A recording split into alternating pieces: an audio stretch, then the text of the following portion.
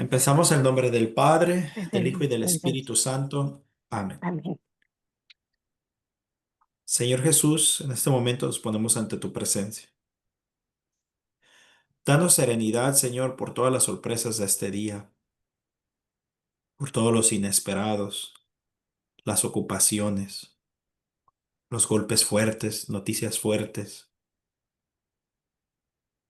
mucho trabajo, cansancio, preocupación por los hijos. Cualquier cosa, Señor, en este momento lo ponemos ante tu presencia. Te pedimos por el alma de los que han partido. Te pedimos, Señor, por aquellos que un día nos pidieron oración. Y todo depositado en ti, Señor, te damos gracias. Gracias porque tú eres bueno y misericordioso y tú sabes lo que haces. Te pido, Señor, que perdones nuestros pecados de este día y los que hemos cometido. Perdona nuestras faltas, nuestra falta de amor, nuestra falta de entrega.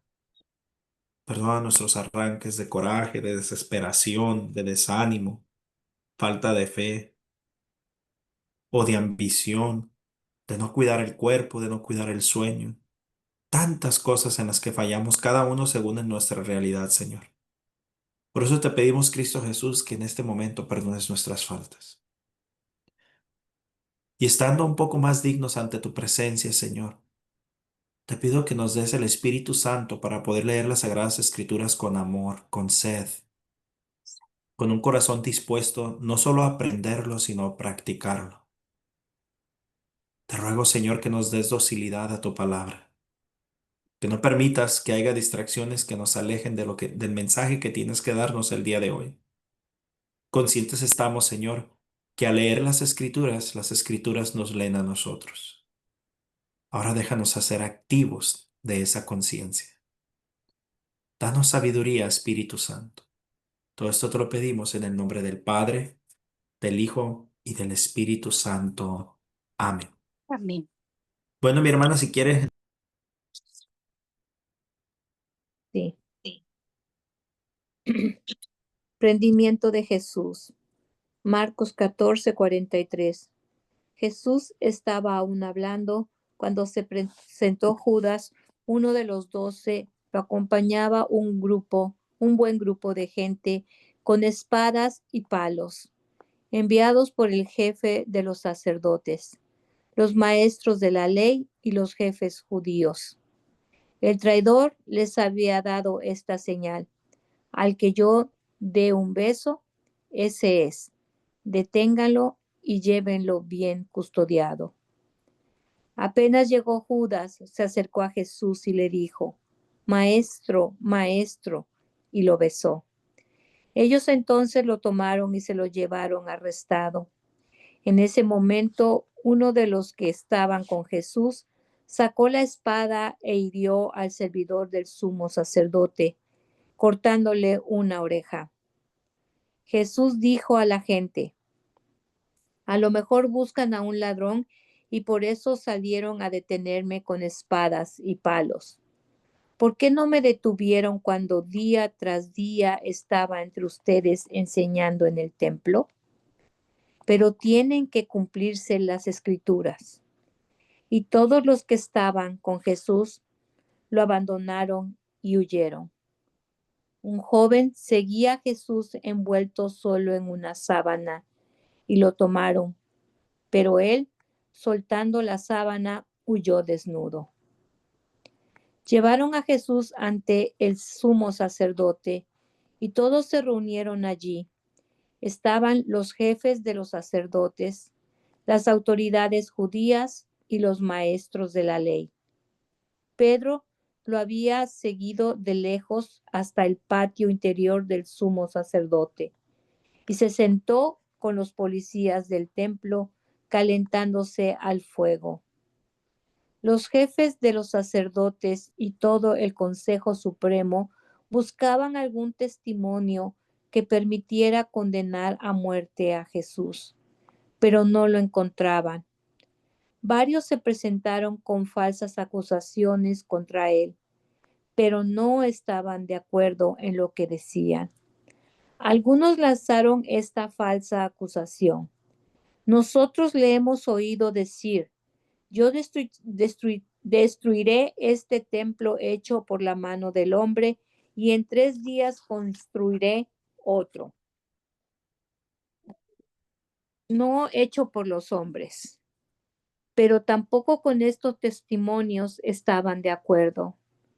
Entonces el sumo sacerdote se levantó, pasó adelante y preguntó a Jesús, ¿no tienes nada que responder? ¿Qué es este asunto de que te acusan? Pero él guardaba silencio y no contestaba.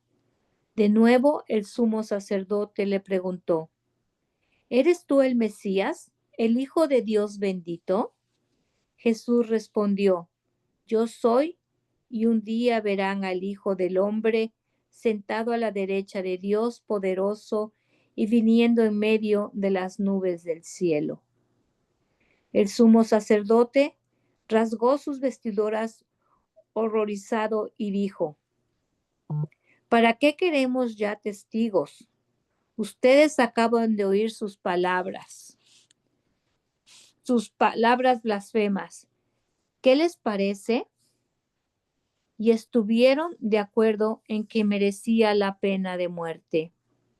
Después, algunos empezaron a escupirle, le cubrieron la cara y le golpeaban antes de decirle, hazte, hazte el profeta. Y los policías del templo lo abofeteaban. ¿Continúo o paro? Está en mute, hermano, no se oye. Está en mute. Ay, perdón. Aquí vamos a parar un poquito para elaborar en esta parte que acabamos de leer. Para los dos que van entrando, bienvenido hermano Gerardo, bienvenida Vicky. Eh, Empezamos en San Marcos capítulo 14, versículo 43. Estamos hablando sobre el momento donde Jesús es aprendido y lo empiezan a enjuiciar durante la noche secretamente. Entonces, nomás para que más o menos entre en el contexto en el que estamos. De los que estaban aquí, ¿alguien quiere colaborar algo de lo que leímos? ¿Algo que hayan entendido, una duda o pregunta? Y si no, elaboro yo un poco y después continuamos. Pues aquí vemos lo que habíamos platicado la otra vez un poco acerca cómo los apóstoles, a pesar de que ellos, bueno, para empezar, eran seres humanos regulares, ¿verdad? Y aunque ellos sentían ese gran amor por Jesús, cuando vieron lo que estaba pasado, literal, dijeron, corremos por nuestras propias vidas y lo abandonaron. Este, y es lógico porque estamos hablando de la naturaleza humana, donde si uno ve el peligro, pues trata uno de salvar su vida, ¿verdad? Sí. Y quizás eso uno, si no lo analiza uno un poco, pensamos que qué cobardes fueron de haberlo dejado. Pero si en realidad uno se pone en los zapatos de ellos, yo creo que todos haríamos lo mismo, porque al final del día uno quiere salvar su vida y protegerse o resguardarse. Entonces, yo pienso que si lo vemos de que como humanos fue lo que hicieron, aunque sobre todo Pedro, que decía que él estaría con él hasta el final, pues también se espantó, ¿verdad? Y también corrió, ahí se ve que todos automáticamente vieron el peligro y todos huyeron y lo dejaron solo. Sí, usted hace una observación muy buena de cómo a la hora de la hora todos los dejaron solos, pero también recordemos lo que hemos ido profundizando en los pasajes anteriores, cuando hablábamos cuando Pedro dice que no lo negará y todo esto, ¿no? Recuerden que ellos no lo abandonaron aquí por ser malos o porque no tenían fe o porque eh, querían abandonar a Jesús con su voluntad, sino que ellos tenían muy buena intención, pensaban que se iban a estar con Jesús hasta la muerte, pero cuando llegó el momento duro, cuando llegó en este caso, vamos a ponerlo en las palabras nuestras, cuando llegó el momento de la prueba, pues tristemente no pudieron superarla, fallaron en esta prueba. Pero recuerdan que ya habíamos tocado un punto, la clave por la cual los discípulos en este momento iban a fallar. No sé si recuerdan. Eh, Todavía no llega un pasaje con el que cambia todo. Pues con esto les doy una clave. ¿Qué era lo que no tenían los apóstoles todavía en este momento? A pesar de que estaban El con Espíritu Jesús, Santo. ¿qué era lo que todavía no Espíritu tenían? ¿Sí Santo. recuerdan? El Espíritu Santo. ¿Se acuerdan que hablábamos del el gran desconocido? A veces tristemente el gran desconocido dentro de la misma iglesia. Todavía no tenían el Espíritu Santo. Entonces, a pesar de que estaban siendo formados por Jesús, 3 años estuvieron siendo formados por Jesús, vieron muchos milagros por Jesús, obviamente tenían fe, obviamente tenían voluntad, pero les faltaba la promesa divina porque todavía no llegaba. Entonces, eh, eso pues hace que caigan, ¿no? Y una de las preguntas para nosotros es esta: si yo estoy fallando constantemente en mi mismo pecado, entonces preguntemos, ¿estoy teniendo ese contacto con el Espíritu Santo? ¿Estoy teniendo esa comunión con el Espíritu Santo? Porque el Espíritu Santo es el que nos va a dar la fortaleza. ¿Se acuerdan que decíamos es el consolador, es el que nos va a recordar lo que ya se nos ha enseñado, el santificador? Entonces, cuando veamos nosotros que estamos viviendo una etapa de nuestra vida donde no estamos creciendo espiritualmente o estamos constantemente cayendo, claro, también esto ya lo hemos explicado anteriormente. Una cosa es caer con mi libre voluntad y decisión, o sea, yo quiero cometer el pecado, y otra cosa es toda mi voluntad era no caer y caí. En este caso, este fue el ejemplo de los apóstoles. Ellos no querían abandonar a Jesús. Ellos, incluso Pedro dijo, yo te seguiré hasta la muerte, pero esto supera sus capacidades. Entonces, si yo estoy en una etapa de estas donde no quiero pecar y hago lo que Pedro dice, lo que no quiero hacer, eso hago, y lo que quiero hacer no lo hago. Entonces, si yo estoy viendo una etapa, una prueba, una costumbre, un pecado, una debilidad, qué sé yo, algo que constantemente me hace caer a pesar de que yo no quiero caer, entonces esto es un análisis donde yo me puedo preguntar, ¿estoy teniendo esta comunión con el Espíritu Santo? O quizás me toca doblar rodillas y decir, Espíritu Santo, ven a mi vida, porque por mucha voluntad que yo tenga, si no estoy con la asistencia del Espíritu Santo, podemos ver el ejemplo de los apóstoles. No lo pudieron hacer ellos, no lo podremos hacer nosotros. El Espíritu Santo es indispensable en nuestra vida espiritual. Entonces, este es un gran ejemplo, ¿no? Y como usted dijo, hermana, pues no los vamos a juzgar, porque nosotros, si nosotros estuviéramos en los mismos, en el mismo zapatos, o guaraches, también nosotros lo hayamos hecho, es lo más seguro. O quizás hasta peor. Entonces, eso es una muy buena observación en este pasaje y algo que podemos actualizar para el día de nosotros. ¿Alguna otra parte que alguien más quisiera elaborar? O usted también, no importa, pregunta o comentario. Pues sí. Ok, si hay alguien me interrumpe, no hay ningún problema, ¿eh? Recuerden, yo prefiero que ustedes compartan, si no yo elaboro un poquito, pero me pueden interrumpir a la hora que quieran. A mí me llama mucho la atención cómo ellos actúan durante la noche. Hasta Jesús les pregunta, ¿por qué me buscan como si fuera un ladrón? Estuve predicando en las plazas, aquí y allá, y vienen ahora escondidas. Y durante la noche el Consejo Supremo estaba buscando una manera de cómo enjuiciarlo, todo a oscuras. La verdad, hermanos, es que así trabaja Satanás. Satanás siempre va a trabajar bajo la oscuridad. De hecho, yo, por ejemplo, en el grupo de Maús donde yo estoy activamente, que voy literalmente, físicamente, así, que me toca dar charlas o que estamos compartiendo, o algo que a mí me ha servido mucho es sacar a la luz mis flaquezas. Claro, hay cosas que obviamente no voy a usar el sentido común, pero reconocer mis debilidades, reconocer mis flaquezas, me ayuda mucho a sacar a la luz eso que durante la oscuridad Satanás obra, pero en el momento que se encuentra descubierto, Satanás huye. Satanás es un cobarde. Él siempre va a actuar en la oscuridad, en lo secreto. Por eso cuando nosotros estamos obrando mal, estamos de alguna manera, a veces directa o indirecta, estamos siendo un instrumento de Satanás, casi siempre es a escondidas. El que ande dando chismes la va a decir a todo mundo, menos a la persona del que está chismeando. El que está conspirando contra alguien lo va a hacer siempre con otras personas, pero jamás en la cara de la persona a la que está tratando de hacer daño. Y así sucesivamente, ¿no? Siempre va a ser a escondidas. Así es como obra Satanás. Entonces, esto me ayuda a mí a actualizar el día de hoy. Si lo que yo estoy haciendo tengo que mantenerlo a escondidas, entonces es probablemente que es pecado. porque Satanás así va a trabajar siempre.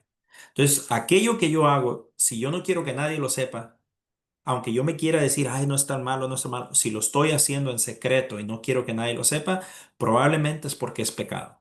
No es bueno para mi alma. Entonces, ese es como un buen termómetro para a veces no excusarme, porque a veces es por natural que nos queremos excusar para no sentirnos tan culpables. Esta es una manera que funciona.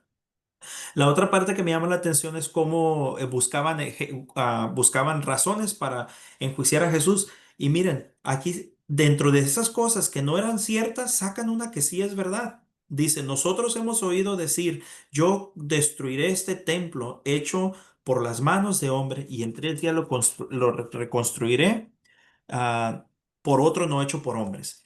Y esto ellos lo toman mal, ya lo usan en contra de Jesús. Yo no sé si a ustedes les ha pasado, pero cuántas veces a mí me ha pasado mucho, yo que trabajo mucho con los medios de comunicación, cuántas veces pasa que queremos evangelizar a una persona que está equivocada, que postea, digamos, en Facebook algo contra la fe o algo que la fe no enseña, y uno entra a tratar de dar luz a eso que se está haciendo y terminan usando lo mismo que uno dice, usándolo en contra para uno.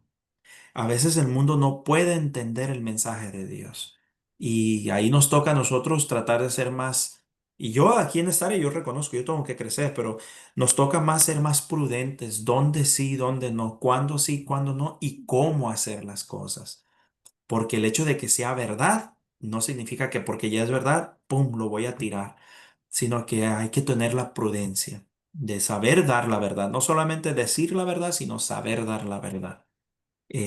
Porque aquí Jesús, obviamente él sí sabía hacerlo, ¿no? Pero otros de lo que él dijo en el pasado lo sacan al presente para usarlo en su propia contra. So, si a ustedes les llega a pasar, no se preocupen, a Jesús se lo hicieron, a uno se lo harán. Conte más a uno. Entonces, cuando se sientan atacados por las personas, lo más común, ¿de qué te sirve ir tanto a la iglesia? Mira, tú que te la pasas ahí en la iglesia, mira lo que hiciste.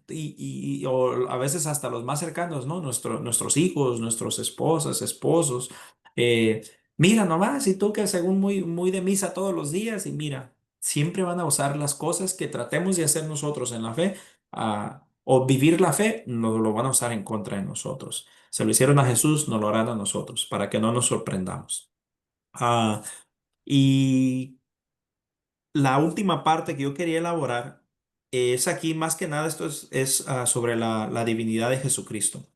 Cuando Jesús les dice, verán al Hijo del Hombre sentado a la derecha de Dios poderoso y viniendo en medio de las nubes del cielo, la razón que los sumos sacerdotes rasgaron sus ropas, no solo las rasgaron, sino que dice horrorizados, es porque cuando Jesús dice esas palabras, usando todo el contexto judío, toda la doctrina judía, ellos entendieron que decir a la derecha del Padre era ponerse al mismo nivel de Dios. Era ponerse al mismo nivel de Dios. Y cuando ellos escuchan eso, por eso se horrorizan. Y rasgan sus ropas y dicen, ¿para qué queremos más testigos? El hecho de que Él se hizo pasar divino, se hizo pasar como Dios, era suficiente en la ley judía para la pena de muerte. Entonces, este pasaje, ¿por qué es importante? Porque les van a llegar los hermanos testigos de Jehová diciéndoles que Jesús no es Dios. Aquí los judíos entendieron muy bien lo que Jesús estaba diciendo. Tan bien que se horrorizan por tales palabras. Se horrorizan al darse cuenta que Jesús se está poniendo al nivel de Dios. Entonces, Jesús mismo, sabemos que Jesús es Dios. Él se está programando al nivel de Dios, de Dios en este momento. Por lo tanto, los sumos sacerdotes se horrorizan, se rasgan sus ropas y eso fue suficiente para condenarlo. O sea que todo lo demás que ya habían dicho, ni siquiera lo pelaron ya. Ya no era tan importante. Eso que Jesús dijo de su propia boca, ellos entendieron perfectamente lo que Jesús decía, por lo tanto, es suficiente para condenarlo. Y les digo, esto es importante más que nada por eso. Cuando vengan hermanos, por ejemplo, sus testigos de Jehová, a querer negar la divinidad de Jesucristo y te digan, ¿dónde está en la Biblia? Pues aquí está uno de esos pasajes. Entonces, esos eran las cosas que yo más veía como para elaborar un poco. Si hay alguna duda, pregunta o comentario de lo que hemos leído, si no, continuamos con el siguiente versículo, que es el 66. Pedro niega a Jesús. Yo aquí estoy confundida, hermano. Sí, Ok, hermana. entonces los sumos sacerdotes, ¿verdad? Y Ajá. ¿cómo se llaman los otros? ¿Fariseos? Mm, no, eran los sumos sacerdotes y los jefes de los sacerdotes, el Consejo Supremo. Ah, sí, sí, sí, sí. Todos ellos eran judíos. Entonces, ¿en dónde entran los romanos? Ah, hermana, lo que pasa que, miren, en el tiempo de Jesús estaba lo que era el, por decirlo así, el gobierno secular, que eran los romanos. Ese era el gobierno secular, los romanos. Después, bajo el mando de los romanos o bajo la autoridad o el dominio de los romanos, entonces estaba el pueblo de Israel, el pueblo judío, que ellos por su ley tenían a su propio, digamos, cuerpo de gobierno, como digamos el Vaticano, cardenales, obispos. Ellos, perdón, ellos también tenían su jerarquía dentro del judaísmo. De hecho, todavía lo tienen hasta donde yo tengo entendido. Entonces, tienen su jerarquía. Ellos cuando, ahorita lo vamos a leer más adelante, pero cuando Jesús ya es condenado, como ellos no podían condenar a pena de muerte, entonces, ¿qué hacen? Se lo llevan ahora al gobierno romano, o sea, a Roma. Le entregan a Jesús a Roma para que Roma lo crucifique, porque los judíos no podían hacer eso, no podían crucificarlo. Entonces, son dos gobiernos diferentes. Uno es el gobierno, digamos, clerical y hacia el judío, y el otro era el gobierno secular, que era el romano, que tenía el dominio sobre los judíos. Los habían invadido y pues ellos tenían el control de Israel en ese tiempo. No sé si le respondo bien su pregunta. Sí, ahora ya me queda más claro. Es como cuando España conquistó a México, que llegaron y Claro. ellos, a uno le tenía que pagar los impuestos a ellos y así, o, perdón, o cuando los ingleses conquistaron a los indígenas de los Estados Unidos, ¿no? Sí, O sea, exactamente, ok, era lo mismo. ok. Sí, ellos digamos, en México, pues México tenía todavía su gobierno, por decirlo así, tenía todas sus tradiciones o lo que sea, pero al final de cuentas tenían que rendir cuentas a lo que el rey de España en ese tiempo tenía que, pues decía, ajá, era lo mismo. Ok, ya me queda claro ahora. Ándale, hermana. ¿Algún otro comentario o duda? Si no, continuamos. Marcos 14, 56, 66. 66. 66. Pedro niega a A Jesús. Jesús. Mientras Pedro estaba abajo en el patio, pasó una de las sirvientas del sumo sacerdote. Al verlo cerca del fuego, lo miró fijamente y le dijo, ¿Tú también andabas con Jesús de Nazaret? Él lo negó. No lo conozco, ni entiendo de qué hablas. Y salió al portal. Pero lo vio la sirvienta y otra vez dijo a los presentes, Este es uno de ellos. Y Pedro lo volvió a negar. Después de un rato, los que estaban allí dijeron de nuevo a Pedro, es evidente que eres uno de ellos, pues eres Galileo. Entonces se puso a maldecir y a jurar, yo no conozco a ese hombre de quien ustedes hablan. En ese momento se escuchó el segundo canto del gallo. Pedro recordó lo que Jesús le había dicho. Antes de que el gallo cante 2 veces, tú me habrás negado 3. Y se puso a llorar. ¿Continuó? No, vamos a elaborar un poquito aquí. Sí. Miren, puede que esté equivocado, pero estoy casi seguro que en otro de los evangelios dice, porque hablas como ellos. Si no me equivoco, especifica que habla como ellos. Aquí reconocen a Pedro por su manera de actuar, porque era Galileo, lo reconocen por que vieron en él algo, de alguna manera, vieron en Pedro algo que lo familiarizaba con Jesús. Si se fijan, Pedro, él nomás estaba ahí en el fuego como yo me imagino, ¿no? Yo me pongo en los zapatos de Pedro. Él andaba pues con miedo, no quería que lo aprendieran, no querían que lo asociaran con Jesús, tanto que lo niega. Entonces, probablemente Pedro llegó y se hizo pasar como uno de ellos. Quiso llegar desapercibido, quiso de alguna manera como en inglés decimos blend in, como mezclarse entre ellos para que no lo notaran, pero algo lo delataba. En el otro pasaje, si mal no recuerdo, habla por su manera de hablar, pero algo delataba a Pedro. La gran pregunta para nosotros, actualizado en nosotros, sería, ¿la gente puede notar que somos cristianos sin que andemos pregonando que somos cristianos? Esa sería la pregunta que nos podemos hacer en este pasaje, si lo queremos actuar para, digo, actualizar un poco. Mi manera de vestir, mi manera de mirar, mi manera de tratar a las personas, mi manera de hablar, mi manera de todo mi ser, todo mi lenguaje, de toda mi persona. ¿Puede la gente darse cuenta que soy cristiano o no? El que San Francisco de Asís, el pasaje cuando les dice a sus compañeros, dice, vamos a evangelizar y se van a evangelizar y llegan a la plaza, dan tres vueltas y San Francisco les dice, ahora sí, vámonos. Y le dice uno de ellos, que no íbamos a evangelizar. Ya lo hicimos, ya lo hicimos. ¿Por qué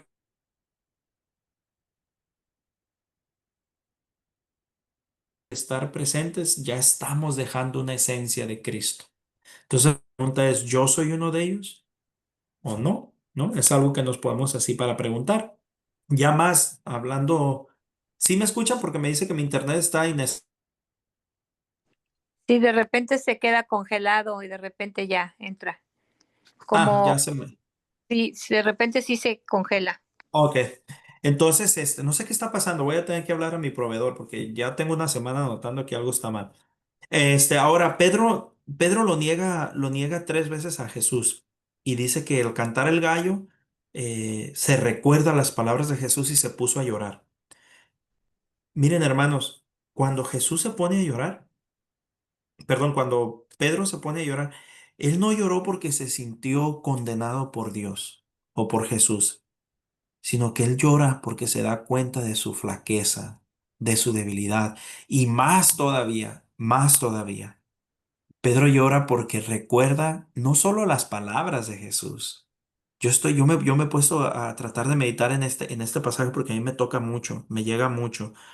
Yo estoy seguro que Pedro no lloró porque simple hecho de lo, no simple, pero por el hecho de haberlo negado, sino que Pedro lloró porque yo estoy seguro que cuando Jesús le dijo esas palabras, Jesús se las dijo con un amor, sabiendo que lo iba a fallar, pero más allá, estoy seguro que lo miró embriagado de amor, como diciéndole, Pedro, a pesar de todo, yo te amo. A pesar de que sé que me vas a fallar, yo te amo y te amaré. Y yo estoy seguro que cuando Pedro recuerda todo este contexto, entonces él llora, llora de dolor por haber negado a Jesús, pero sobre todo por haber fallado a aquel que lo amó eternamente. Y ojalá a nosotros nos pase esto cuando fallamos a Dios. Recordar a ese que nos ha amado eternamente, tanto que Dios manda a su Hijo para pagar por mis pecados. Entonces, cuando nosotros cometamos pecados, recordar, quizás es bueno recordar las promesas de Dios. Y al darme cuenta lo que he fallado, entonces no es que Dios me juzgue, no es que Dios me esté chantajeando, sino que me debe de doler fallarle a ese que me ama eternamente. ¿Cómo es posible que le pueda fallar a ese que me ha amado eternamente? Al mismo Dios. Miren, siendo Dios, tanto me ama que se pone en un pedacito de pan para que mis dientes, mi boca que blasfema, que miente, que insulta, que ofende, lo pueda gruñir y comerse. Entonces, eso nos debería de doler cuando le fallemos a Dios. Quizás es una buena opción recordar las promesas de Dios, recordar cuánto me ha amado para que me cause dolor mi pecado. Al haber el dolor en mi pecado puede haber una verdadera conversión, una conversión auténtica, porque está la atrición y está la contrición. La contrición. La atrición es, me voy a ir a confesar porque no me quiero ir al infierno. Quiero arrepentirme de mis pecados porque no me quiero ir al infierno. Es imperfecta. Ayuda, pero es imperfecta. La contrición no. La contrición es esa que hizo Pedro. Llora por su pecado porque le ha fallado a su Creador, le ha fallado a su Salvador. En este caso, le ha fallado al amor de los amores. Entonces, ojalá y Dios nos dé la auténtica contrición de nuestros pecados para poder ir y dar una verdadera confesión, una verdadera enmienda y tratar de no volver a pecar. Si no hay algo más que quieran elaborar, pregunta o comentario, pues continuamos con el capítulo 15. Vamos con Marcos 15, Jesús ante Pilato. Muy temprano, los jefes de los sacerdotes, los ancianos y los maestros de la ley, es decir, todo el consejo o Sanedrín, celebraron consejo. Después de atar a Jesús, lo llevaron y lo entregaron a Pilato. Pilato le preguntó, ¿eres tú el rey de los judíos? Jesús respondió, así es, como tú lo dices. Como los jefes de los sacerdotes acusaban a Jesús de muchas cosas, Pilato volvió a preguntarle, ¿no contestas nada? Mira de cuántas cosas te acusan. Pero Jesús ya no le respondió ya no le respondió de manera que Pilato no sabía qué pensar. Cada año, con ocasión de la Pascua, Pilato solía dejar en libertad a un preso, a elección del pueblo. Había uno llamado Barrabás, que había sido encarcelado con otros revoltosos por haber cometido un asesinato en un motín. Cuando el pueblo subió y empezó a pedir la gracia como de costumbre, Pilato les preguntó, ¿quieren que ponga en libertad al rey de los judíos? Pues Pilato veía que los jefes de los sacerdotes le entregaban a Jesús por una cuestión de rivalidad. Pero los sumos sacerdotes insistieron a la gente a que pidieran la libertad de Barrabás. Pilato les dijo, ¿qué voy a hacer con el que ustedes llaman rey de los judíos? La gente gritó, crucifícalo. Pilato les preguntó, ¿pero qué mal ha hecho? Y gritaron con más fuerza, crucifícalo. Pilatos quiso dar satisfacción al pueblo. Dejó, pues, en libertad a Barrabás y sentenció a muerte a Jesús. Lo hizo azotar y después lo entregó para que fuera crucificado. ¿Hasta ahí? Palabra de Dios. Vamos a parar aquí un ratito. En este pasaje, ¿alguien tiene dudas, preguntas o comentarios?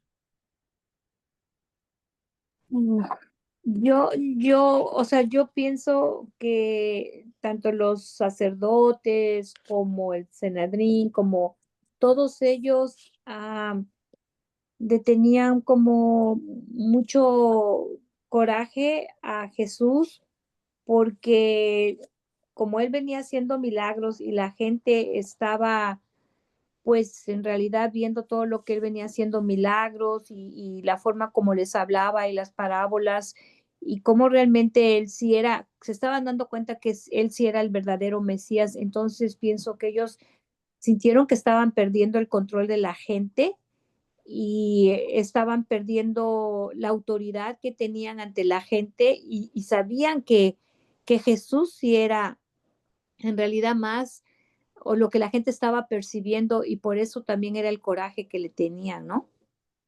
Claro. Está en lo correcto. De hecho, dice que mismo Pilato, eso que usted dice, dice que mismo Pilato lo observó. Dice, pero ¿dónde está? Ya lo perdí, que lo traía. O dice, pues Pilato veía que los jefes de los sacerdotes lo entregaban a Jesús por una cuestión de rivalidad. El mismo Pilato había observado eso, que más que cualquier otra cosa era eso que usted dice. Estaban perdiendo de alguna manera quizás adeptos o tenían miedo de perder la autoridad, de perder incluso los mismos judíos que se convirtieran. Entonces, por envidia, van y Pilato lo nota, que era todo era por una rivalidad, por una envidia. Pero si se fijan, casi estamos en ese tiempo ahorita. Ahorita me llama la atención cómo perdón, me llama la atención cómo Pilato les pregunta, ¿no? Pero pues, ¿qué hizo este hombre? O sea, de alguna manera quiere dialogar, de alguna manera quiere razonar con estas personas. ¿Cuál es su motivo? ¿Por qué lo quieren matar? ¿Por qué crucificarlo? ¿Qué hizo? Y la gente ciega sin más, más gritan más fuerte, crucifícalo. Miren, a mí me toca ver mucho esto. Cuando me toca tener debates con personas o conversaciones con personas, ya la gente no sabe dialogar. Mucha gente, sobre todo a mí, pues yo que hablo mucho con los hermanos protestantes, cuando a veces empiezan a cuestionar todo lo que la iglesia enseña y uno les quiere dar motivos, en realidad la mayoría no están escuchando. Solamente nomás quieren, en lo que tú estás elaborando, ellos nomás están escuchando cómo te van a contradecir lo que estás diciendo. Entonces, vemos una polarización tremenda, ¿no? Que vemos cada vez más y obviamente que no se diga en la política. Y también hablando de política, vemos cómo Pilato al final de cuentas le da lo que la gente quiere. Al final de cuentas, lo que el pueblo pide, eso le dan. Y la realidad es así. Hay gente que puede defender a muerte al Trumpas, otro puede defender a muerte a los demócratas. Bueno, hablo de eso porque estamos en este país, pero nunca le vendamos el alma ni a un grupo, ni a un partido, ni al otro. Al final de cuentas, ellos siempre van a buscar lo que es bueno para ellos. Final de cuentas, puede que haya uno mejorcito que otro o uno menos malo que otro cuando es lo peor. En estos casos casi así es, pero al final de cuentas ellos siempre van a buscar el interés de ellos. Entonces, no es bueno seguirlo ciegamente. Y miren aquí otro punto que yo observaba. La gente en ese tiempo era bastante ignorante. De hecho, pues no sabían leer, no sabían escribir, para eso estaban los escribas. Ellos, la mayoría del pueblo no sabía esto. Entonces, como había una ignorancia, entonces se dejaban incitar fácilmente por sus líderes. Por eso yo siempre les he dicho la importancia de formarnos, porque cuando nos formamos, así nos venga a decir un sacerdote algo, si vemos que no es lo que la iglesia enseña, pues se respeta porque es sacerdote, pero hasta ahí. Si vemos lo que la iglesia oficialmente enseña, si alguien nos dice lo contrario, entonces no estamos obligados a seguir eso. No estamos obligados a, o no seamos como a veces a mí me ha tocado conocer personas que, y bueno, ya con los años el Señor me ha tocado, pues, discernirlo más rápido que antes, pero hay personas que vienen a hablar conmigo y quieren que los asesoremos, pero en el fondo lo que quieren es que nomás les digamos lo que quieren, lo que ellos quieren escuchar.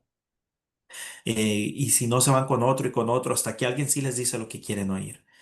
Entonces nosotros seamos personas que sepan escuchar, razonar, aunque hacer lo que decía Santo Tomás de Aquino, lo que está mal, aunque todo mundo lo haga, y lo que está bien, aunque nadie lo haga.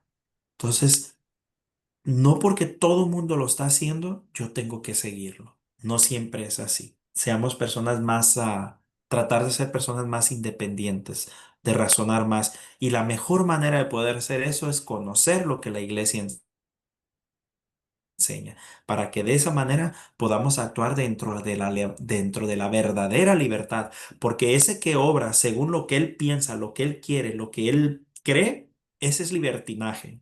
La verdadera libertad es actuar dentro de los parámetros de la ley de Dios. Esa es la verdadera libertad. Lo demás es libertinaje. Cuando yo vivo mi fe como yo quiero, como yo pienso, como yo creo, entonces estoy haciendo libertinaje. Cuando yo vivo mi fe lo mejor que yo puedo a la voluntad de Dios, entonces estoy siendo libre. Entonces es la diferencia. Si no hay ningún otro comentario o Sí. pregunta, continuamos.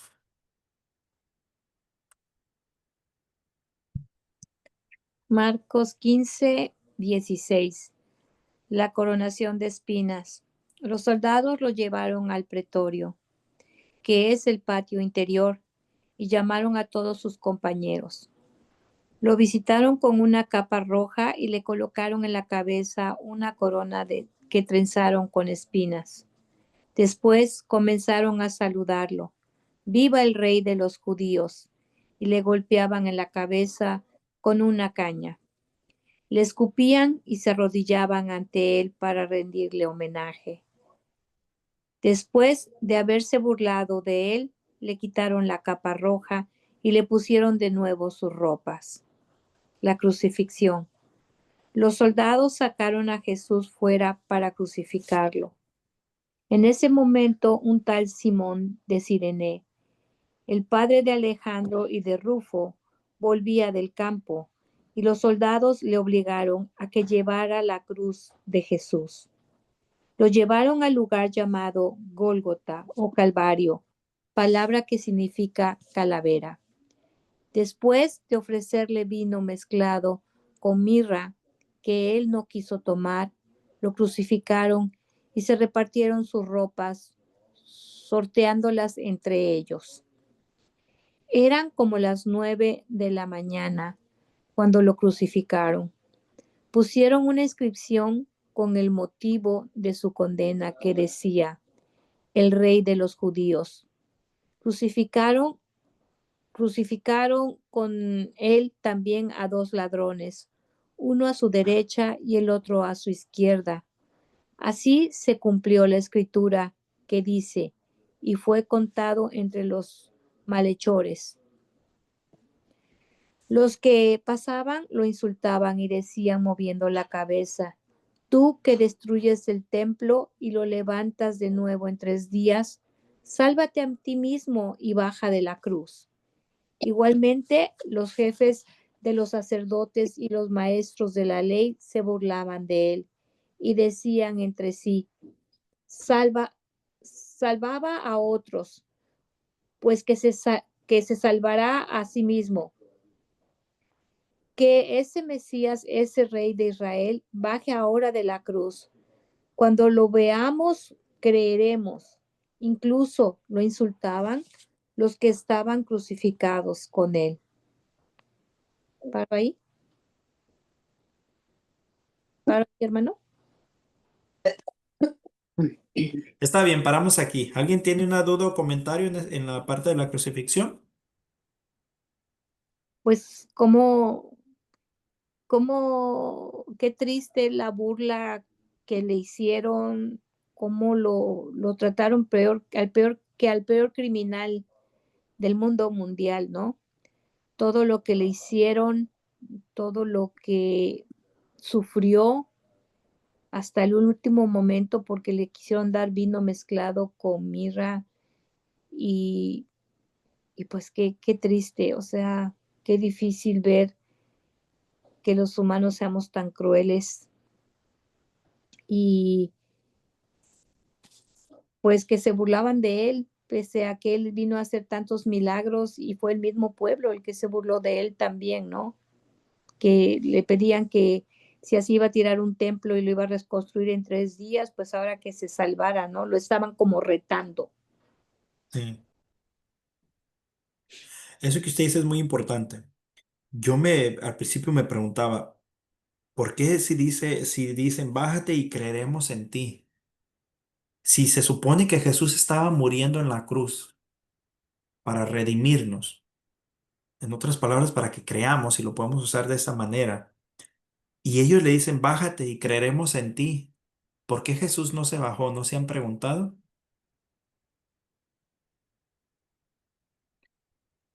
Pues no, bueno, quizás no, porque yo creo que él era la voluntad de Dios. Él nada más estaba haciendo la voluntad del Padre, ¿no? Y yo creo que se tenían que cumplir las escrituras. Y si ya estaba escrito, él por eso ya no lo hizo, pienso yo. ¿Alguien más quisiera elaborar? Eh, yo, am, Sí, Vicky, a como ver. la, como la gente no quisieron creer en él, pero si ya en el Viejo Testamento ya estaban las escrituras, hablaban de él, ya las profecías ya hablaban de él, y entonces él estaba cumpliendo todo lo que estaba escrito. ¿Cómo es que no quisieron creer en lo que se estaba cumpliendo? ¿Cómo, hermana? Pues Sí. podemos decir, digamos plásticamente cómo, pues porque estaban con el entendimiento cerrado.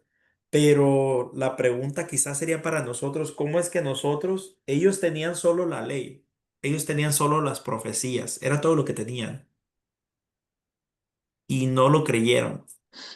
Imagínense, a ver, Cuando él leyó, él leía, había escrituras ya escritas ajá, y así decía él para que se cumplan las escrituras. sí, sí, Entonces, sí, ajá, sí, pero fíjese que yo, ahorita que me preguntaba eso, yo meditaba así, diciendo, ¿cómo es que no creyeron?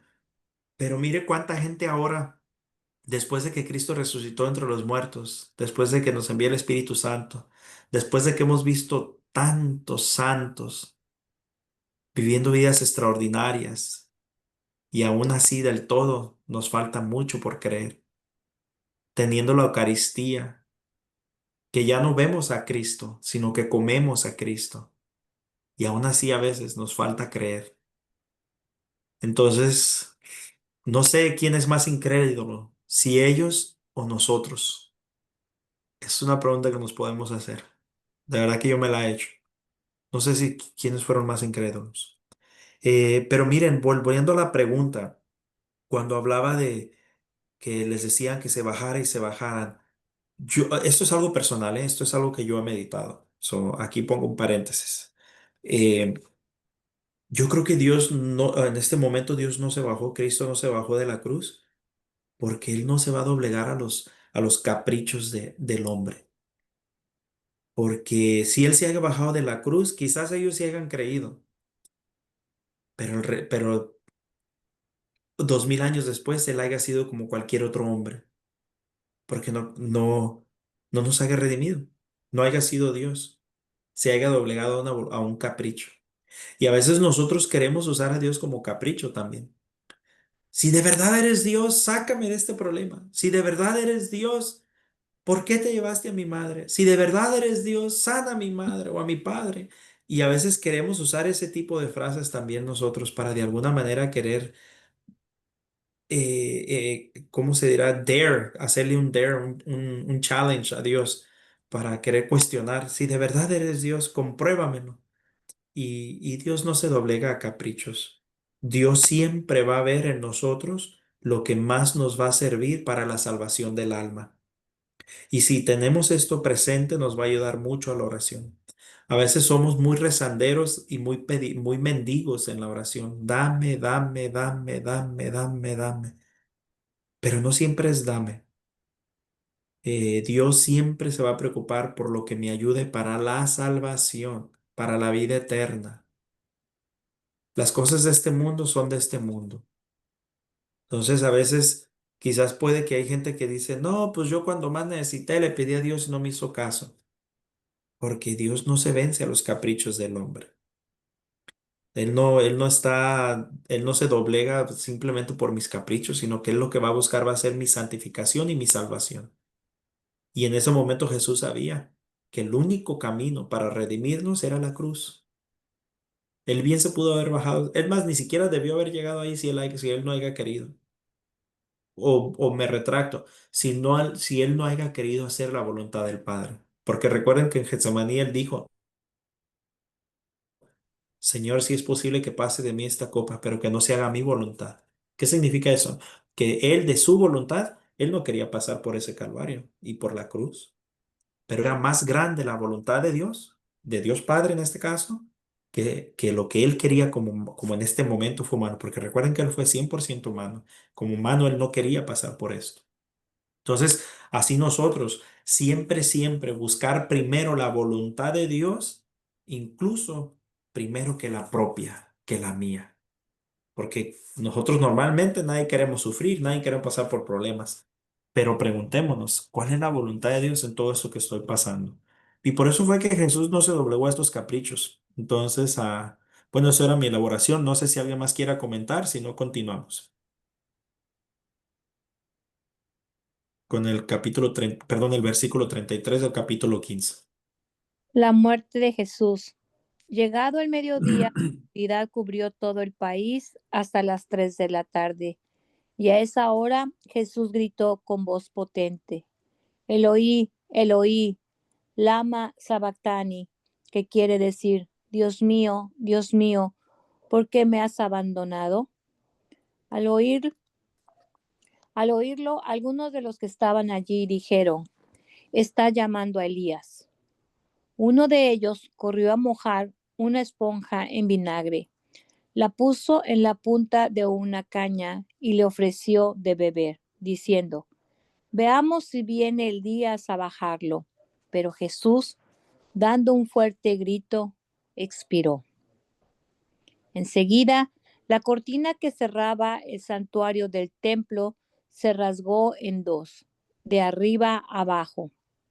Al mismo tiempo, el capitán romano que estaba frente a Jesús, al ver cómo había expirado, dijo, verdaderamente este hombre era hijo de Dios. Había unas mujeres que miraban de lejos, entre ellas María Magdalena, María, madre de Santiago el menor y de José, y Salomé. Cuando Jesús estaba en Galilea, ellas lo seguían y lo servían. Con ellas estaban también otras más que habían subido, Subido. con Jesús a Jerusalén. Y eso Ahora, vamos a hacer otra pausa. No, ajá. vamos a hacer otra pausa aquí. ¿Alguien quiere comentar algo?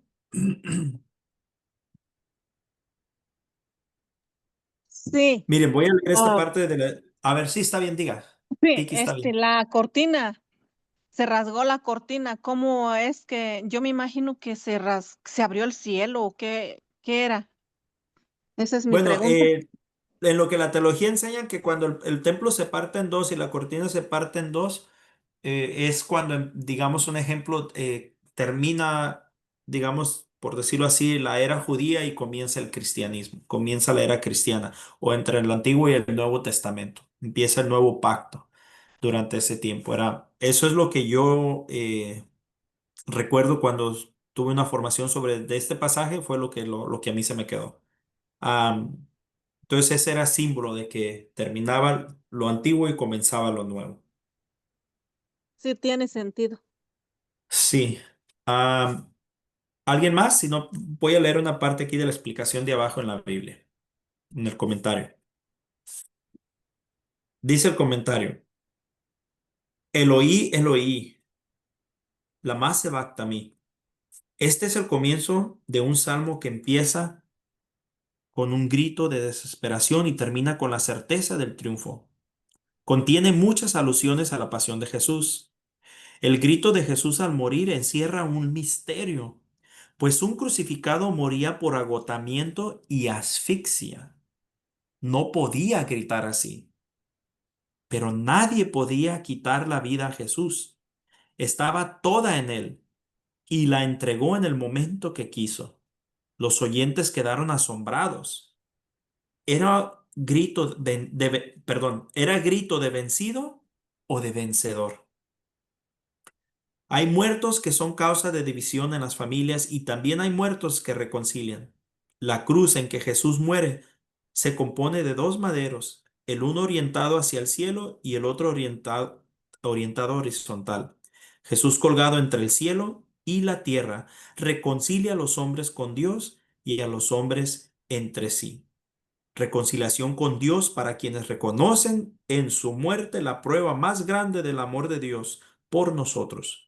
Entonces deponen el miedo a Dios y comprenden que no estamos sometidos a un destino ciego, sino bajo los cuidados del amor de Dios. Entonces, si entendemos, leyendo este comentario, entonces entendemos por qué dice el capitán romano, cuando escucha este grito, dice, verdaderamente este hombre era el Hijo de Dios. Porque hablando humanamente, hablando científicamente, no era posible que Jesús haya pegado ese grito. Porque se supone que en la cruz quedan asfixiados. Y para pegar un grito tienes que tener aire. Y si la cruz estaba diseñada para asfixiarte, entonces imagínate, una herramienta diseñada para asfixiarte y aumentale el cansancio. Era imposible que él gritara. Entonces cuando escucha tal grito, el capitán dice, wow, verdaderamente este era el Hijo de Dios. Porque entiende que en ese momento no era la cruz la que lo estaba matando, sino que él entrega la vida. Y por eso dice que es un misterio, ¿no? La gente se quedó pensando, ¿este grito es de un vencido o de un vencedor? A mí se me hizo muy hermoso esto cuando lo estaba leyendo.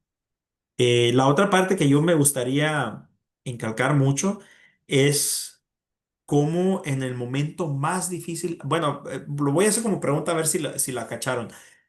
¿Quiénes estaban presentes durante la crucifixión, el momento más difícil de Jesús, el momento más triste de su muerte, ¿quiénes estuvieron, los hombres o las mujeres? Las mujeres. Las mujeres. Las mujeres estaban al pie de la cruz. Claro, había toda una razón histórica y todo, pero no le quitemos el crédito.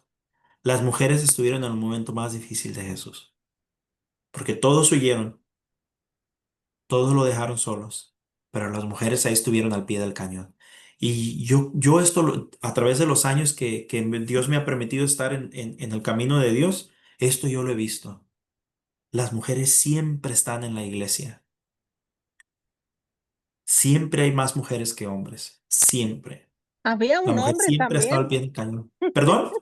también había un hombre, ¿Quién? Juan. Juan. ¿Y saben por qué Juan estaba ahí? No, Era el más joven, pero hay una razón histórica por la cual los teólogos dicen que San Juan se sentía un poquito más protegido. Él era un familiar de Caifás, me parece. Creo que era Caifás.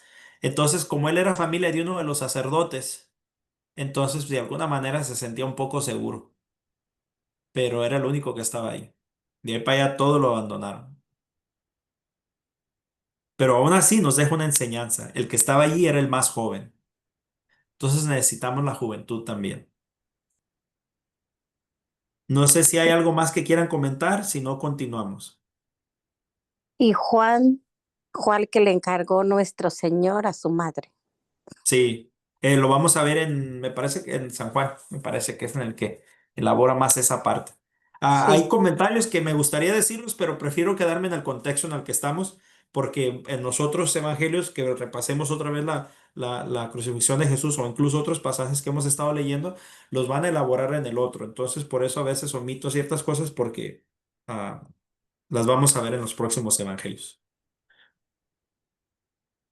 sí. Si no hay ninguna otra más pregunta o comentario, continuamos con Jesús es sepultado, capítulo 15 versículo 42. María prendió su teléfono, ¿quiere compartir? Digo, su micrófono. Es que se queda prendido porque no lo sé apagar, Ah, hermano. no, no se preocupe. No lo puedo apagar. Está bien. Disculpe. Entonces, si quiere continuar, hermana. Sí. Jesús es sepultado. Había caído la tarde, como era el día de la preparación, es decir, la víspera del sábado. Intervino José de Arimatea. Ese miembro respetable del Consejo Supremo era de los que esperaban el reino de Dios y fue directamente donde Pilato para pedirle el cuerpo de Jesús. Pilato se extrañó de que Jesús hubiera muerto tan pronto y llamó al centurión para saber si realmente era así. Después de escuchar al centurión, Pilato entregó a José el cuerpo de Jesús. José lo bajó de la cruz y lo envolvió en una sábana que había comprado. Lo colocó en un sepulcro excavado en la roca e hizo rodar una piedra grande contra la entrada de la tumba. María Magdalena y María, la madre de José, estaban allí observando dónde lo depositaban. Si ¿Sigo? quiere, pues sí, si quiere, puede continuar. Al menos que alguien tenga una pregunta.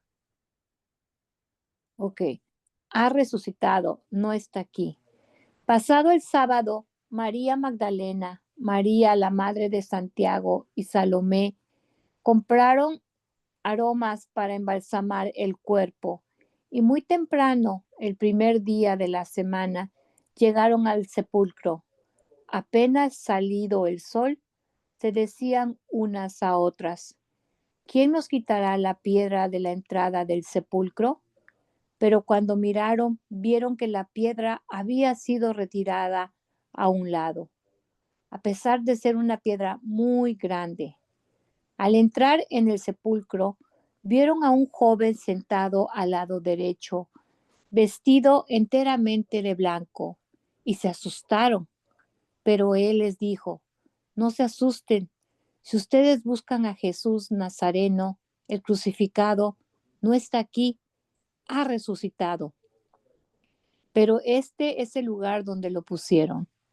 Ahora vayan a decir a los discípulos y en especial a Pedro que él se les adelanta camino de Galilea.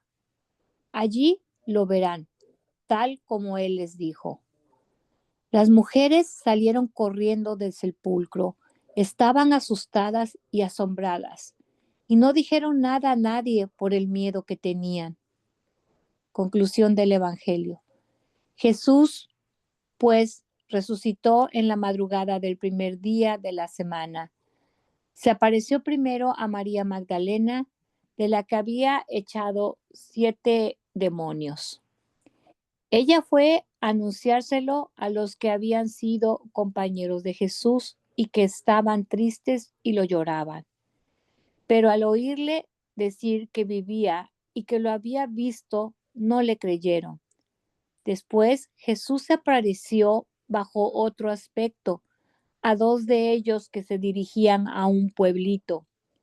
Volvieron a contárselo a los demás, pero tampoco le creyeron. Por último, se apareció a los 11 discípulos mientras comían y los reprendió por su falta de fe y por su dureza para creer a los que le habían visto resucitado. Y les dijo: vayan por todo el mundo y anuncien la buena nueva a toda la creación. El que crea y se bautice se salvará. El que se niegue a creer será condenado. Estas señales acompañarán a los que crean. En mi nombre echarán demonios y hablarán nuevas lenguas.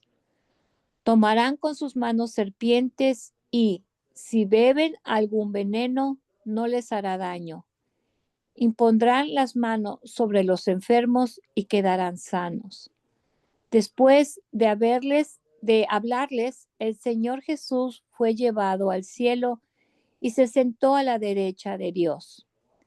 Ellos, por su parte, salieron a predicar en todos los lugares. El Señor actuaba con ellos y confirmaba el mensaje con los milagros que los acompañaban. Palabra del Señor. Te alabamos, Señor Jesús. Pues hermanos, hemos terminado San Marcos, el Evangelio de San Marcos, pero nos deja una gran enseñanza este último pasaje, estos últimos pasajes, el capítulo 16.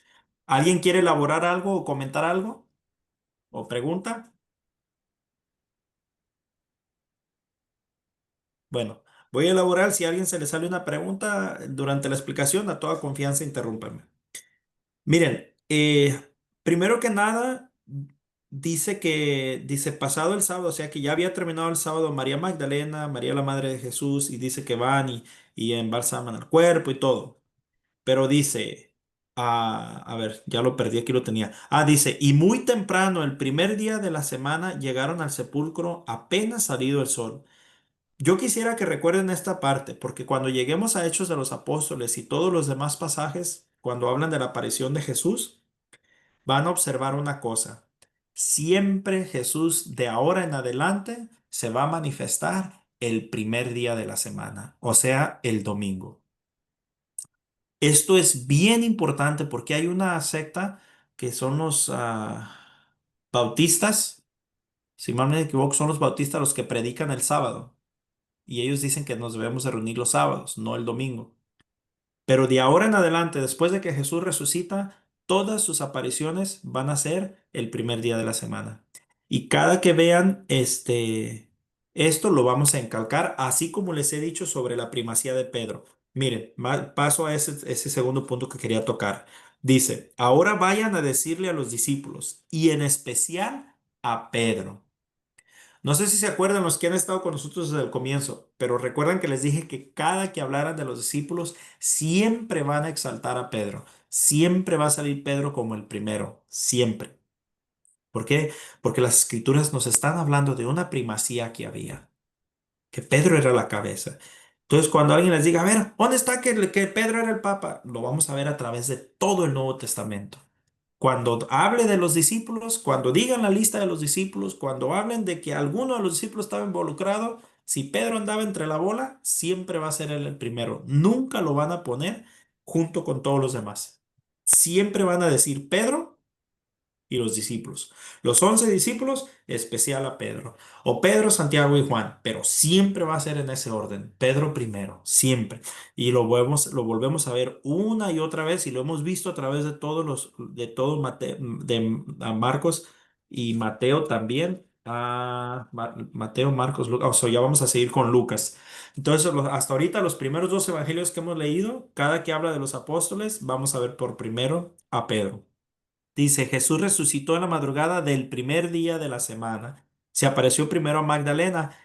A Magdalena en la Iglesia Católica la reconocemos como la apóstola de apóstolim, la apóstola de los apóstoles. ¿Por qué? Porque ella fue la primera evangelizadora de los resucitados. Perdón, de los resucitados que estoy diciendo. Ella fue la primera evangelizadora de Jesús resucitado, que va a los apóstoles. Pero el padre Ángel Espinosa nos dice, ¿saben por qué Jesús se le apareció por primera vez a una mujer y no a un hombre? Porque somos más chismosas, ¿no? Dice que porque sabía que la mujer no se iba a aguantar y iba a tener que ir a contar el chisme. Bueno, ese es solo un chiste, es un mal chiste, un mal chiste. Pero sí, en este caso se le aparece a María Magdalena. Nos enseñan en la teología que Jesús no hace las cosas solo por coincidencia. Jesús no hace las cosas solo por hacerlas. ¿Por qué es que se le aparece primero a María? Porque Jesús viene a exaltar a la mujer. Y nos dice el pasaje que cuando María Magdalena les cuenta a los apóstoles, no le creyeron.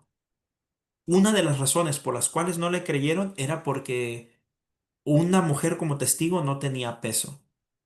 No tenía peso la mujer. Entonces, el hecho de que Jesús se le aparece por primera vez a una mujer para que sea la que va a dar el evangelio, en este caso la buena nueva a los apóstoles, es porque es una manera que Jesús empieza a darle su propia identidad, su propio valor a la mujer. Es muy hermoso cómo Jesús viene a darle dignidad a la mujer, cosa que no tenía. Si nosotros nos vamos al Antiguo Testamento, y habla de cualquiera de los personajes del Antiguo Testamento y decían, por ejemplo, por decirlo así, no recuerdo ahorita rápido de quién habla, pero por decirlo así, Moisés. Moisés tenía 5 cabras, 2 burros, 4 caballos, 10 vacas, 3 mujeres, 2 esclavos. Y entonces la mujer diario la ponían en el bulto de las pertenencias, siempre. Y también en el Nuevo Testamento dice, no desearás. Perdón, ¿cómo era Ay, se me escapa esta parte. Bueno, total que eh, estaba prohibido que el hombre deseara a la mujer del prójimo, pero que no, la mujer no estaba prohibida desear el hombre de su prójima, Ah, sino que la ley era para el hombre. ¿Por qué? Porque la mujer no tenía peso, no tenía valor. Entonces Jesús viene y le da esa dignidad a la mujer. Entonces, esa es otra parte. Hermana, ¿quería comentar algo, María? digo que qué Como que vi que alguien triste. había prendido un micrófono. Diga, hermana. Pues sí, porque fíjese, el hombre podía tener dos, tres mujeres, pero como que esa a mí se me hacía, eh, pues hay religiones que pueden tener las mujeres, los hombres que querían, como por ejemplo en hay lugares todavía ahorita, y digo, pues como que eso a mí se me hace triste, que, que la mujer no tenga tanto valor. Sí, bueno, ya ahorita ya no. Ya obviamente ya somos iguales, ¿no? Pero en el Sí, tiempo judío, de hecho había una oración judía que decía, y gracias Dios mío, porque no soy mujer. fíjate. Entonces, sí, la verdad que la mujer era muy maltratada. Entonces, Ujú. después de que Jesús viene, le da la dignidad a la mujer. Y este es uno de los pasajes donde empezamos a ver esto, ¿no? Que la mujer, bueno, hay más, pero en este caso, en la resurrección, ¿por qué fue primero la mujer? Pues en la teología nos han dicho, porque eso es como una manera de Jesús que empieza a darle la exaltación a la mujer. La noticia más importante, si se ponen a pensar, la noticia más importante que viene un ángel a dar, se lo da a una mujer. La noticia más importante para la salvación es una mujer la que la da también. Entonces, esas son explicaciones que se nos daban. Este, después el otro pasaje dice, y va y les dijo, vayan por todo el mundo y anuncien la buena nueva a toda la creación. Hermanos, ir a evangelizar no es una opción. Para nosotros los bautizados, porque dice, al que crea y se bautice se salvará. Nosotros los bautizados, ir a evangelizar no es una opción, no es un privilegio, es un mandato. Todos estamos obligados a evangelizar. Los cristianos, los bautizados. Obviamente un no cristiano pues no le aplica a él porque pues ellos no creen, pero nosotros los católicos, nosotros los cristianos, nosotros debemos de ser evangelizadores. Ni siquiera es un privilegio, es una obligación. Dice Jesús, vayan por todo el mundo y anuncien la buena nueva a toda la creación. A todos, ¿no? A veces cometemos el error que porque ya uno es protestante, es cristiano, ya no lo tenemos que evangelizar. No, todo mundo necesita evangelización. Obviamente, empezando por mí. Yo soy el primero que necesito ser evangelizado, pero la evangelización es para todos y el que crea se salvará.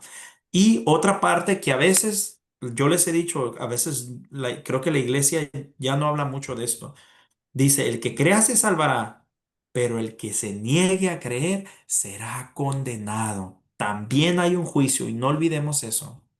A veces ahora a veces siento como que se concentran mucho en la misericordia, en el amor, en el perdón, el cielo y un cielo vacío y no. Jesucristo, así como habla de la salvación, también habla de la condenación. También hay un juicio, también hay justicia. No querramos ser como a veces alcahuetes para que la gente no se asuste, no tenga miedo. Mejor le hablo nomás del puro amor, del puro amor. No, también hay un juicio. Jesús dijo, anuncien y el que crea se salvará y el que no se condenará. Las dos cosas. No seamos ni para un lado ni para el otro, sino mantener una madurez o un balance saludable. Y dice las señales que acompañarán, que echarán demonios, hablarán nuevas lenguas, tomarán en sus manos serpientes, beberán veneno y no les hará daño. Hermanos, yo no sé ustedes, pero yo todo esto lo he podido experimentar. Yo he podido ver cómo sacerdotes que lo acaban de beatificar. Ay, se me escapa el nombre. Él trabajó en la República Dominicana, un padre canadiense. Am, escribió el mundo, dando la vuelta al mundo sin maletas. Si alguien recuerda el nombre, me lo dicen. Pero bueno, este padre tenía un don que Dios le había dado. Cuando él oraba, dice Fray Nelson Medina, parecía que era un espectáculo del reino de los cielos. Ciegos veían, sordos escuchaban, mudos hablaban. Y esto debería ser lo más normal del mundo. No nos deberíamos de sorprender por esto. ¿Por qué? Porque Dios sigue obrando. Dios sigue actuando. Dios está vivo y vino a traer la salvación al mundo. Entonces eso no nos debería de sorprender. Dice, después de hablarles, el Señor fue llevado al cielo y se sentó. Ellos por su parte salieron a predicar a todos los lugares. El Señor actuaba con ellos y confirmaba el mensaje con los milagros que los acompañaban. Todavía sigue habiendo milagros, solamente que a veces eh, nos falta fe. Pensamos que eso era para antes y no. Esto va a ser hasta que Jesús vuelva. Entonces no perdamos la fe, no perdamos la fe. No sé si hay alguna duda o comentario, si no, hermana, vamos a terminar aquí para comenzar Lucas la próxima semana. Así empezamos fresquecitos. Yo nomás tengo una pregunta rapidito Sí, aquí. hermana. Es que Sí. tengo una amiga que ella tiene una hermana que no cree en Dios. Ella Ujú. cree, quién sabe, en la reencarnación, algo así. Ajá. Entonces ella dice, le digo, pues reza y pídele mucho a Dios para que tu hermana se convierta, porque pues no, pues Dios existe. Y dice ella, yo tengo toda la fe que a lo mejor hasta en el último momento ya crea y pues Dios la perdone. Pero le digo, si la están evangelizando y ella no se convierte antes, dice es que el buen ladrón, el que estaba en la cruz a un lado, Dios se lo llevó al cielo en ese ratito. No lo mandó a confesarse. Le digo, ¿cómo lo va a mandar a confesar si estaba en la cruz? Entonces ella piensa que su hermana, aunque sea en el último momento, Dios la puede perdonar, pero quién sabe. No sé qué contestarle. Mire, hermana, no está equivocada. No está equivocada. Si esta persona o cualquier persona, quien sea, así sea un satánico, sea lo que sea, Si una persona de corazón a la hora de la muerte se arrepiente de corazón y pide perdón por sus pecados, claro que se puede salvar. O sea, claro, todo en su contexto, ¿no? O sea, yo estoy hablando, digamos, donde no hay la oportunidad de la confesión de todo esto, la misericordia de Dios puede llegar. Nosotros no podemos decir alguien no se va a condenar, no se va a salvar, porque nosotros no somos Dios. Solo podemos decir está la posibilidad de la misericordia de Dios. Pero la gran pregunta es, ¿quién nos asegura que vamos a tener esa oportunidad? Más allá, ¿quién me asegura que voy a tener esa gracia? Porque así como hay personas que en el final de sus días piden perdón y se arrepienten de sus pecados. Por ejemplo, ahorita se me viene rápido a la mente, Santa Teresita del Niño Jesús, ella empezó a orar por un preso que le dieron pena de muerte por un crimen que cometió y en el último segundo, en el último instante de su vida se arrepiente y pide perdón y pide un sacerdote y le dan toda la gracia. Pero hay otros que así como unos se han arrepentido en el último instante de su vida, ha habido otros que han maldecido a Dios en el último instante de su vida. Entonces, ¿quién le garantiza que, que una persona va a tener la gracia o la oportunidad de arrepentirse en el último minuto de su vida? Pero la esperanza no la perdemos. Yo no sé si la hermana, yo no diría que la hermana está mal, pero ¿cómo le explicaré? Tampoco confiarnos a eso. Ah, al cabo en el último día la va a perdonar. No, o sea, eso no lo sabemos. Es muy difícil, se ocupa una gracia de Dios especial y solo Dios sabe. Nosotros no somos nadie para juzgar eso. Entonces, de Sí, todos porque los... pues, ¿Perdón? ah, sí, es que como digo yo, se le está evangelizando y ella no quiere Ándele. entender, no quiere creer. Bueno, pero mire, es que ahí hay diferentes maneras de evangelizar. No siempre evangelizar es estarles hablando. Por ejemplo, si esta persona es atea y no cree en Dios, pues menos va a creer en la Biblia. Entonces, hablarle de la Biblia a esa persona probablemente no le va a servir de nada. Porque esa persona no, al contrario, le puede hacer daño, empieza a blasfemar. Yo le voy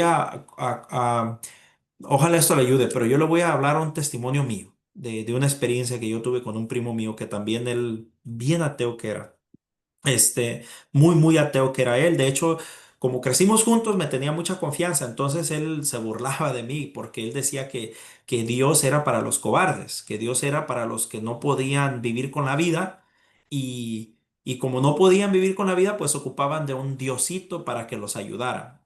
Entonces, para él creer en Dios era los débiles y los cobardes. Entonces, y yo, pues bueno, está bien, pues si eso creía, pues yo lo dejaba en paz, ¿no? O sea, así estuvo la cosa. Pero yo nunca llegaba, cuando me reunía con ellos, yo nunca les hablaba de Dios, jamás. Yo solo iba, los visitaba, los trataba igual, yo no los discriminaba por no creer o lo que sea. Pero siempre terminaban hablando de Dios, siempre terminaban sacando el tema de Dios. Y cuando lo sacaban, yo aprovechaba. Ya cuando veía y cuando me respondían como que ya molestillos, les decía, miren, yo no les hablé de Dios, ustedes fueron los que empezaron. Si no quieren que les hable de Dios, no toquen el tema de Dios, yo no se los toqué, fueron ustedes. Entonces, ellos lo van a tocar, pero más todavía allá, ¿qué fue lo que yo noté que a mi primo de verdad le sirvió? A todos nos van a venir las penas, a todos nos van a venir los problemas. Entonces, como a todos nos llega, creyentes o no creyentes, le llega un gran problema a mi primo.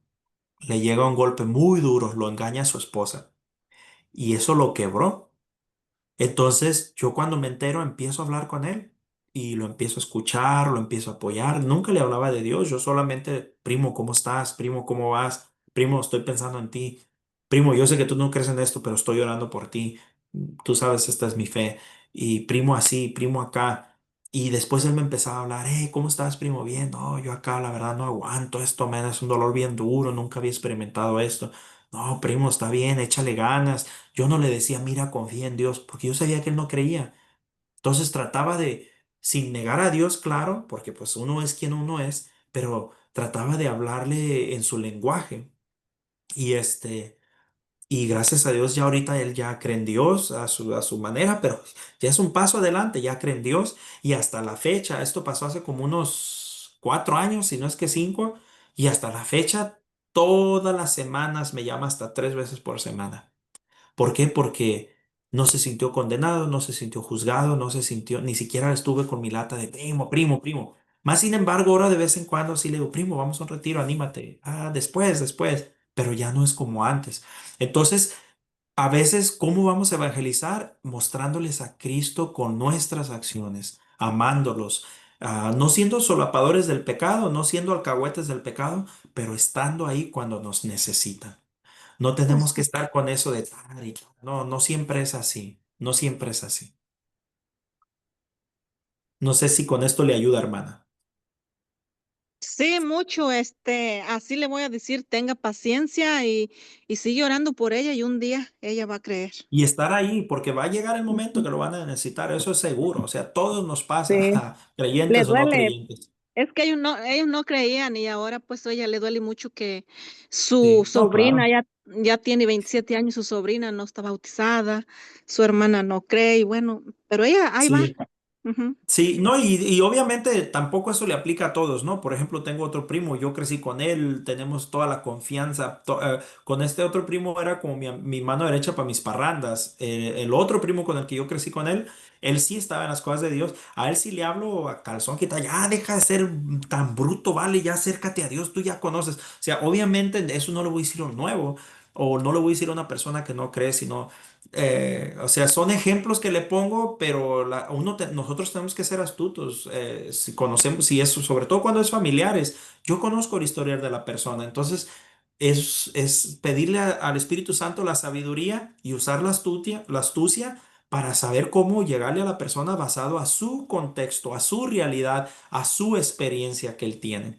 Entonces ahí también toca ser creativos, ¿no? O sea, dos más dos no siempre van a ser cuatro. En las cosas del Señor no siempre es así, sino siempre pedirle al Espíritu Santo que nos dé la luz y la guía de cómo llegarle a esa persona.